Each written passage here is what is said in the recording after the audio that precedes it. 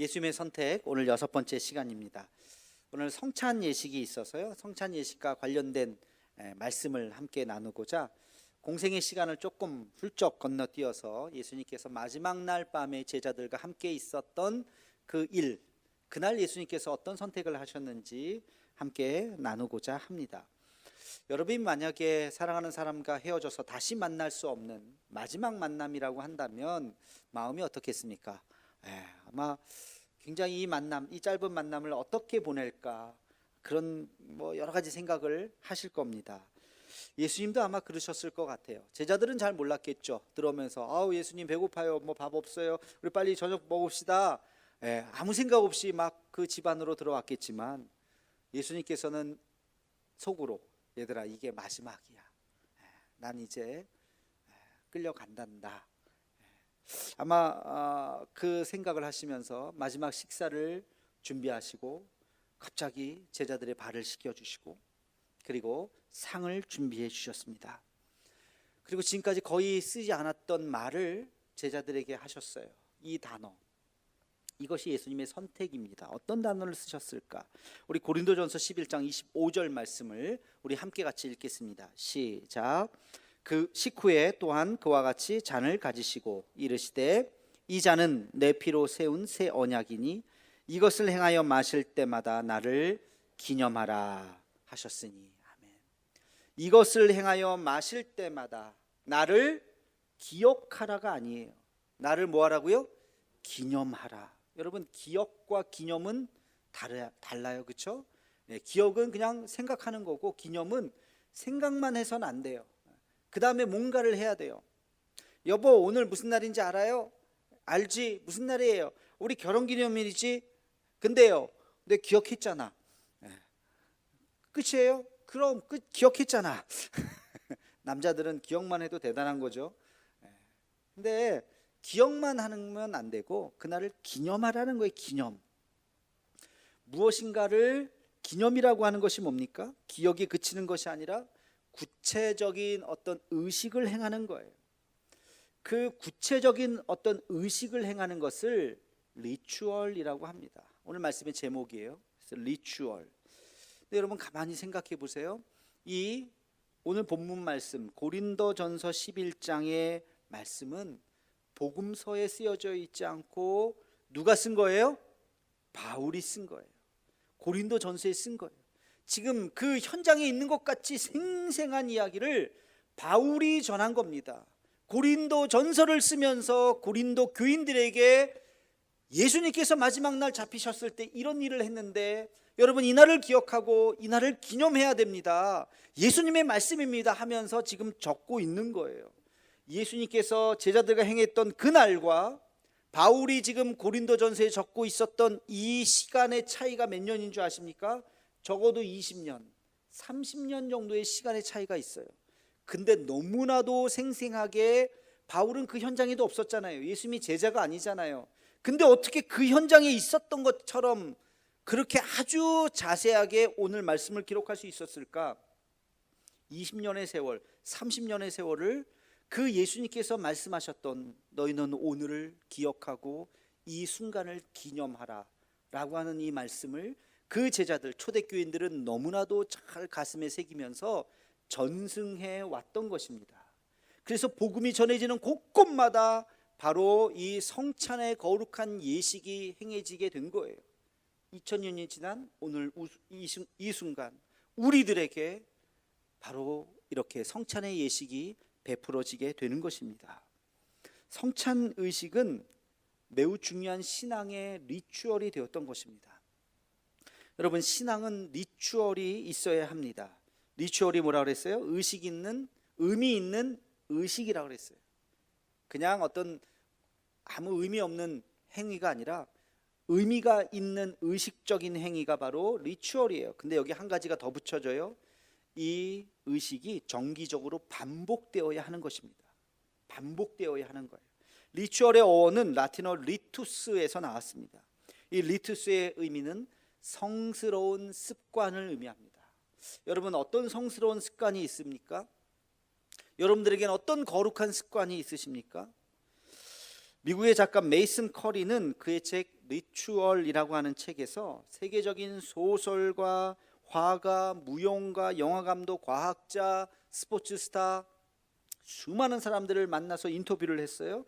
그들에게 공통점 한 가지를 발견했어요. 그게 뭐냐면 자기 자신만의 하루를 시작하고 하루를 마감하는 자기 자신만의 리추얼이 그들에게는 있다는 거예요.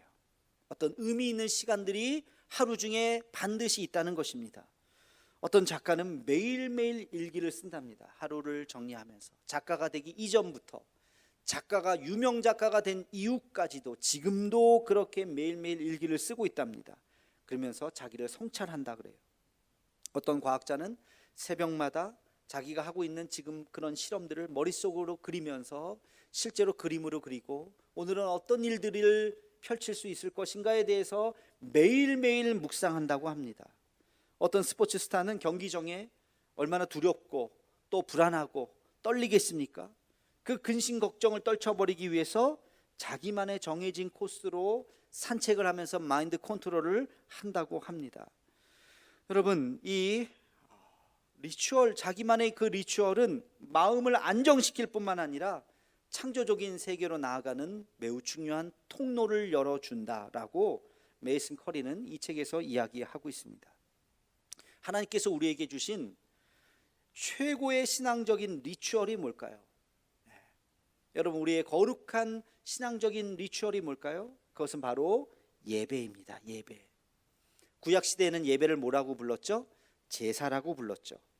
여러분, 구약의 제사법 성경을 한번 읽어보셨나요? 얼마나 엄격합니까?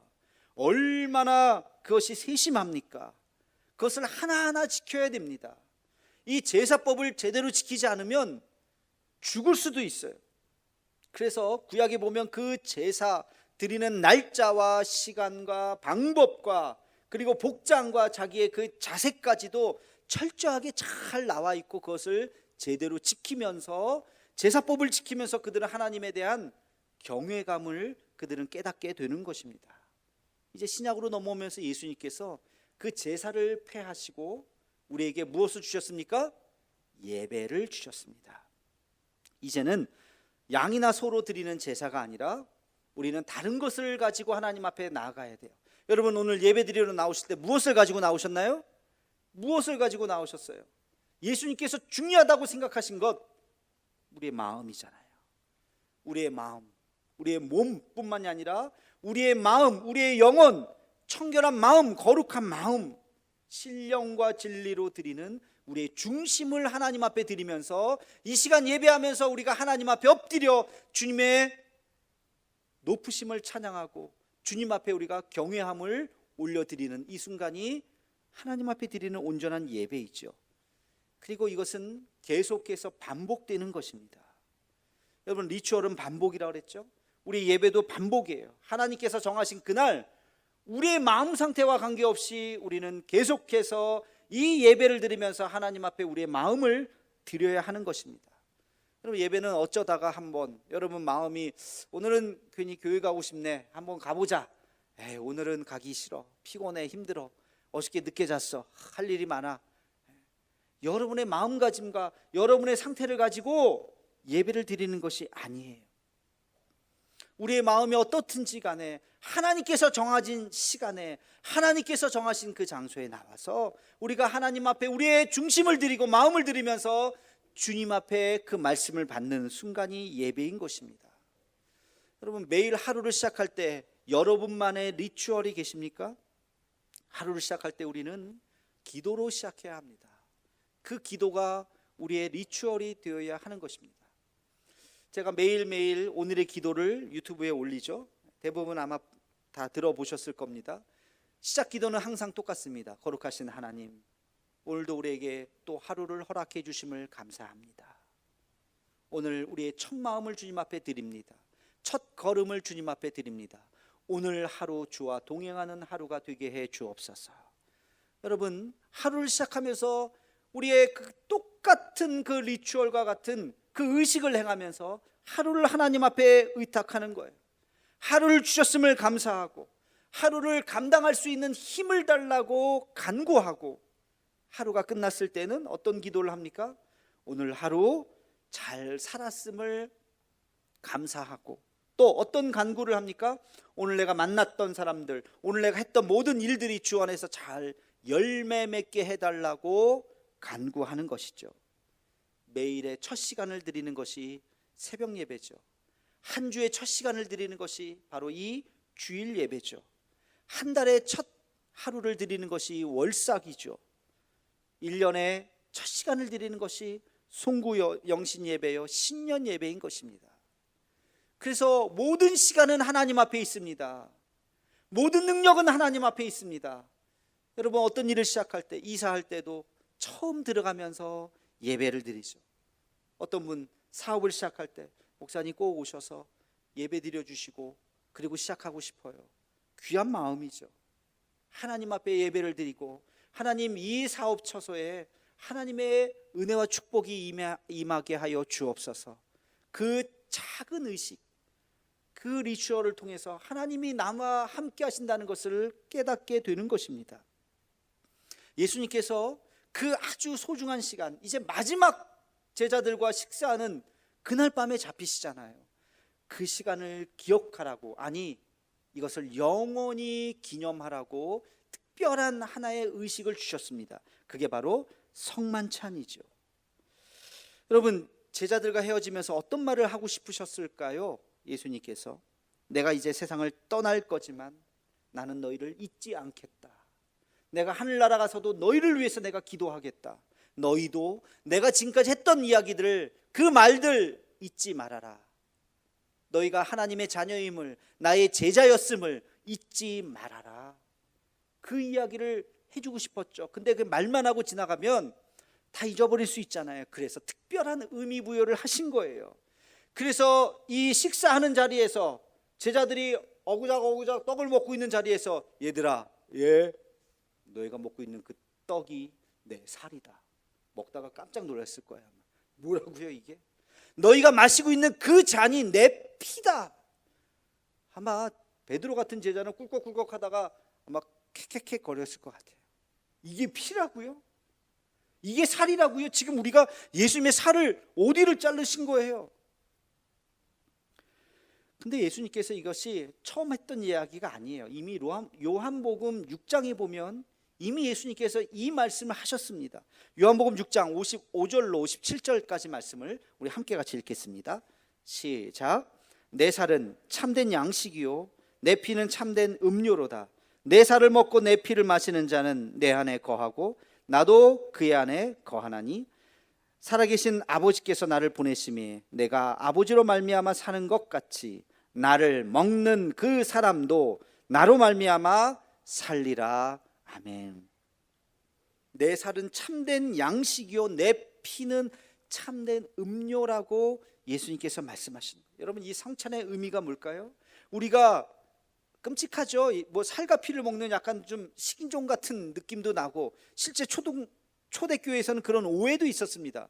기독교 집단은 모여서 애를 잡아먹는 식인 집단이다. 그래서 핍박도 하고 그랬었어요. 근데 그 예수님께서 말씀하신 그 의미가 뭐예요? 합일입니다. 하나가 되는 것. 내가 너희 안에, 너희 속에 있다는 거예요. 여러분, 포도주는 주님의 보혈을 의미하는 것이죠. 주님의 보혈이 의미하는 것이 뭐죠? 죄사함이에요. 십자가의 보혈은 우리의 죄를 사해 주시는 거예요. 우리가 죄가 사함 받으면 우리가 뭐가 됩니까? 하나님의 자녀가 되는 것입니다. 내가 하나님의 자녀예요. 옆에 있는 사람도 하나님의 자녀예요. 이 사람도 하나님의 자녀면 우리는 뭐예요? 한 형제예요. 우리는 한 가족이에요. 오늘 성찬 예식을 하는, 주님의 피를 함께 같이 나누는 우리는 믿음 안에서 한 가족임을 믿으시기를 주의 이름으로 축원합니다. 한 가족이에요. 영적인 우리는 한 가족인 것입니다. 떡이 상징하는 건 뭡니까? 생명의 양식입니다. 그 떡을 먹고 우리는 우리 몸에서 뭐가 돼요? 살이 되죠. 그리고 그 예수님의 살로 우리는 이 세상의 삶을 살아가는 것입니다. 내 안에서 예수께서 역사하는 것입니다. 그래서 우리는 작은 예수가 되는 것입니다. 이게 바로 성찬식의 의미인 것입니다. 너희는 이제 나를 본받고 나와 같은 구원자의 삶을, 나와 같은 전도자의 삶을 살아가라. 작은 예수가 되어서 너희가 세상 끝날까지 복음을 전하면서 살라 라는 것이 성찬식의 의미요, 예수님께서 이 의미를 단순히 기억하는 것이 아니라 기념하라고 말씀하고 있습니다. 여러분, 오늘 우리는 추수감사절을 맞이하고 있죠. 또 하나의 의미를 기억해야 됩니다. 제가 생각해 보니까요, 세상에 그 어떤 종교가 하루를 정해서 감사의 날로 정하는 종교가 어디 있나? 아마 없습니다. 그러나 우리 기독교는 하루를 잡아서 이날은 감사의 날입니다. 여러분, 다른 거 생각하지 말고 감사, 하나님 앞에 감사를 생각해 봅시다 하는 날이 바로 오늘 감사절입니다. 어떤 감사가 있나요? 그래서 감사합니다. 그래도 감사합니다. 그러나 감사합니다. 잘 되지 않았을 때 그러나 감사해요. 그러므로 감사합니다. 그렇지만 감사합니다. 그럼에도 감사합니다. 그러니까 감사합니다. 그리 하실지라도 감사, 그리 아니하실지라도 감사, 그리고 그럼에도 불구하고 감사. 여러분, 아까 영상 보니까 우리 딸이 아이를 가졌어요. 얼마나 감사해요. 시험에 떨어졌었는데 이번에 시험에 붙었어요. 얼마나 감사해요. 새로운 자격증을 가졌어요. 얼마나 감사해요. 그러나 또 어떤 분들은 팔 부러졌었는데 다시 또 낫게 해주셔도 감사합니다. 살아있음에 감사합니다. 그렇죠? 우리는 웃었지만 유럽과 미국의 하루에 사망자가 어마어마하게 나타나죠. 제가 아는 선교사님들, 확진 걸렸다는, 해외에 있는 선교사님들 중에서 온 가족이 확진 걸렸다는 사람이 벌써 우리 동기들만 하더라도 몇 사람 막 소식을 전해주더라고요. 여러분, 이런 상황 속에서 감사합니다. 다시 한번 우리가 감사를 생각하는 거예요. 저는 말씀을 준비하면서 얼마나 감사한지 몰라요. 이 코로나 황당하게 1월 달에 시작이 됐는데 뭘 어떻게 해야 될지 모르고 텅 빈 예배당에 이름표 붙여놓고 예배를 드리고 아무도 없는 데서 나 혼자 막 소리치면서 설교했던 그 시간들이 있었잖아요. 그래서 영상을 보세요, 영상 좀 보세요, 유튜브에 막 올렸는데 어느덧 유튜브 방송국을 만들 수 있었다. 이야, 상상할 수 없는 감사다.